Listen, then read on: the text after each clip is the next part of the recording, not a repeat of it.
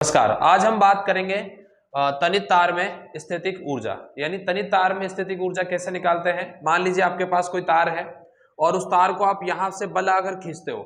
अगर इस तार पर बल लगा के आप नीचे की तरफ खींचोगे तो ये जो बल है, ये जो तार है, इसकी ये जो चौड़ाई है या मोटाई है वो कम हो जाएगी और इसकी लंबाई बढ़ जाएगी। इसका मतलब पहले जो तार था आपका वो इसकी जो स्थिति थी वो ये वाली थी और उसके बाद हमारा जो तार है ये यहाँ से खींच के अंदर चला गया, ये वाला पार्ट अंदर चला गया और यहाँ से ये यहाँ तक बढ़ गया। ये कब हुआ? जब इस पर हमने एक बल लगाया। तो हम कार्य कर रहे हैं इस बल को लगाकर, तो हमारा जो कार्य का सूत्र होगा वो क्या होगा? बल। भाई कार्य का सूत्र होता है बल गुणा विस्थापन। तो बल हमारा कितना था? F, और विस्थापन कितना हुआ इसमें? dl। मतलब dl का मतलब है परिवर्तन। अब टोटल परिवर्तन तो यहाँ से लेके यहाँ तक l है, लेकिन ये जो l परिवर्तन हुआ, मान लीजिए स्टार्टिंग में अपन यहाँ से लेंगे छोटा सा हिस्सा, तो ये dl होगा। अब इसको अपन आगे बढ़ाते जाएंगे बढ़ाते जाएंगे बढ़ाते जाएंगे, यहाँ तक चला जाएगा। यानी लिमिट जो हमारी dl की होगी वो क्या होगी? 0 to l। हम यहाँ पे लिमिट क्या लगा देंगे? 0 to l। तो हमारे कार्य की लिमिट भी क्या हो जाएगी? 0 to w हो जाएगी। ठीक है। अब हम यहाँ पे क्या करते हैं? इस बल का मान रखेंगे यहाँ पे, और बल का मान रखने के लिए हम जानते हैं कि प्रत्यास्थ यंग प्रत्यास्थ गुणांक क्या होता है, हमने ऑलरेडी पढ़ा हुआ है। यंग प्रत्यास्थ गुणांक का सूत्र होता है y बराबर f dot L upon a dot a del L. अब यहाँ पे अगर हमें क्या चाहिए? यहाँ पे f चाहिए। अब अगर इस यहाँ से देखा जाए तो जो हमारा डेल एल होता है ये होता है इस लंबाई में टोटल परिवर्तन, लेकिन इस बार हमने लंबाई में परिवर्तन को क्या माना हुआ है? यहाँ पे एल माना हुआ है, इसलिए हम डेल एल को क्या मान लेंगे? यहाँ पे एल मान लेंगे चित्र के अनुसार। मैंने इसलिए लिख दिया यहाँ पे चित्र अनुसार। तो हम डेल एल को एल मान लेंगे, तो ये वाला जो सूत्र है हमारा वो ये वाला बन जाएगा। अगर अब इस सूत्र से हम एफ का मान निकालें तो इन दोनों मानों को अपन कहाँ ले जाएंगे? वाई के साथ, यानी वाई गुणा ए डॉट एल और अपॉन में क्या आ जाएगा? इसका एल। तो एफ का मान कितना आ गया? Y dot A dot L upon capital L. और जब हम इसका मान किस में रखेंगे? यहाँ पर रखेंगे, तो हमें ये सूत्र दिखाई देगा आपका। ठीक है। अब इसका लिमिट क्या था? यहाँ पे 0 से l, और यहाँ लिमिट क्या है? 0 से w। लिमिट क्या होती है? लिमिट होती है कि भाई हम किसी तार को कहाँ से कहाँ तक खींच रहे हैं, ये होती है हमारी लिमिट। अब हम क्या करेंगे? देखो यहाँ पे l है, तो l के साथ ये वाली जो क्वांटिटी ये तो यहाँ पे परिवर्तनशील है, यानी इसका तो हम समाकलन कर सकते हैं। बाकी सब क्या है? नियत। इसको हम सबको बाहर निकाल देंगे, तो यहाँ पे ये सारा क्या हो गया? बाहर चला गया। तो हमारा ये y डॉट वाई ए अपॉन एल भी बाहर चला गया। यहाँ पे क्या बचा? L D L. एल का समाकलन करते हैं तो एल स्क्वायर अपॉन 2 और 0 से l। अब यहाँ पे ध्यान रखना, इसका सूत्र कौन सा लगा? यहाँ पे हम सब जानते हैं कि x to the power n और dx का सूत्र होता है हमारा x n plus 1 upon n plus 1। तो यहाँ पे जो घात थी 1, और 1 प्लस 1 कितना हो गया? 2, और बटे 1 प्लस 1 भी कितना हो गया? 2। तो यहाँ से w का हमारा जो सूत्र बना वो क्या बना भाई? w इज इक्वल टू, अब लिमिट अप्लाई कर देना भले यहाँ से। अगर यहाँ पर लिमिट अप्लाई करते हो तो आप क्या लिख सकते हो? इसको लिख सकते हो आप w माइनस 0, ये upper limit minus lower limit. और यहाँ पे क्या था आपका? वाई ए अपॉन कैपिटल एल, और इसकी लिमिट अप्लाई कर देना। अपर लिमिट करोगे तो एल स्क्वायर अपॉन 2, और लोअर लिमिट करोगे तो 0। उसके बाद जैसे अपन ये लिमिट यूज करने के बाद हम इसको लिख सकते हैं, तो जो हमारा W है वही तो क्या है? ऊर्जा है। W ही तो क्या है? ऊर्जा।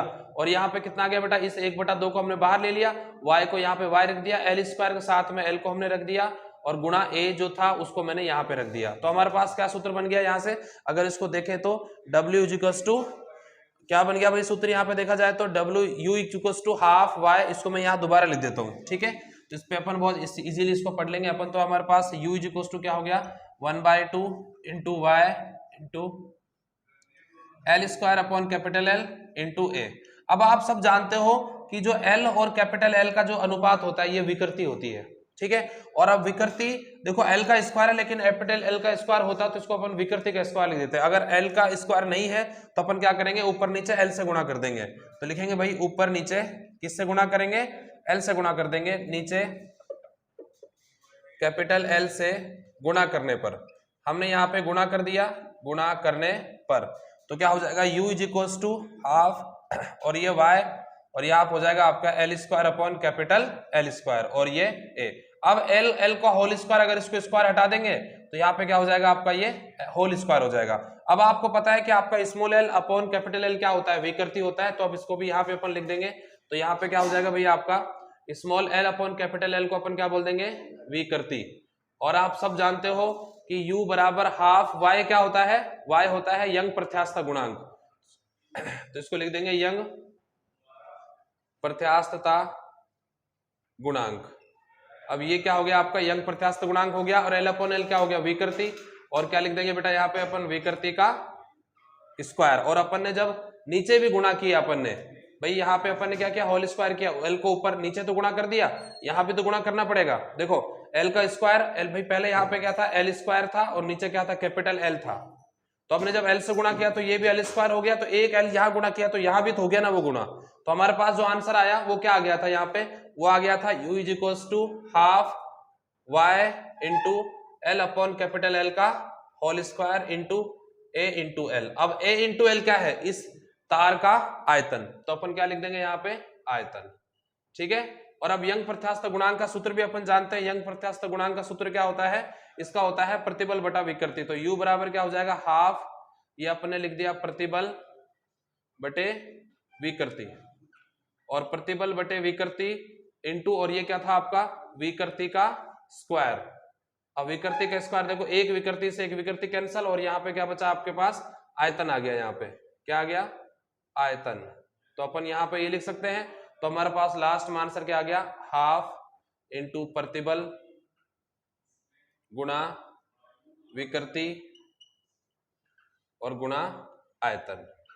तो ये क्या होता है आपका, तनित तार में स्थैतिक ऊर्जा होती है। धन्यवाद।